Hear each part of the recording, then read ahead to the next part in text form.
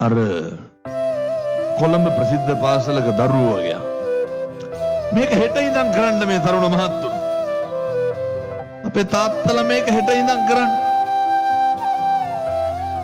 මං කොහරි කියන බණක් අහලා පන්තිබාර ගුරුතුමා කියනවා හාමුදුරනේ කොල්ලෝ සේරම මේ ගෲප් එකට ෆොටෝ දානවලු මොනවාද? මේ හැන්දෑවේ බුදුහාමුදුරන්ට බීම පූජා කරනවලු. පන්තිබාර සර් ඇහුවලු ළමයින් උසස් පෙළ පන්තියේ දඩබ්බර කොල්ලෝ. මේ කාලේ කොහොමද තරුණයෝ බණ අහනවනේ. මේ කත්නුරේ හාමුදුරුවන්ගේ බණක් ඇහුවා සර්. මේ මං අර කියන්නේ කහට කෝප්පයක්වත් ගිලම්පසට තියන්න කියලානේ.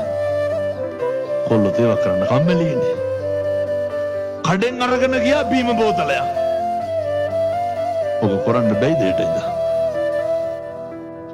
ෆ්‍රිජ් එකෙන් දැම්මා. හන්දෑවට මොකද කරන්නේ? අර බීම ටික වීදුරුවකට දාලා බුදුහාමුදුරුවන්ට ගිලම්පසට බීම වීදුරුවක් තියනවා පින්නතුනේ. පින් සිද්ධ වෙන්නේ නැද්ද? රුපියල් 200ක් සිගරට් දෙකයි. ඕක හෙට ඉඳන් කරන්න. සංසාරේ කවදාවත් වරදින එකක් නැහැ. බැරි වේද ඔය සිගරට් දෙකක් බොන එක නවත්තලා බීම් බෝතලයක් අරගෙන මේක පටන් ගන්න. මේක ආරම්භ කරන්න.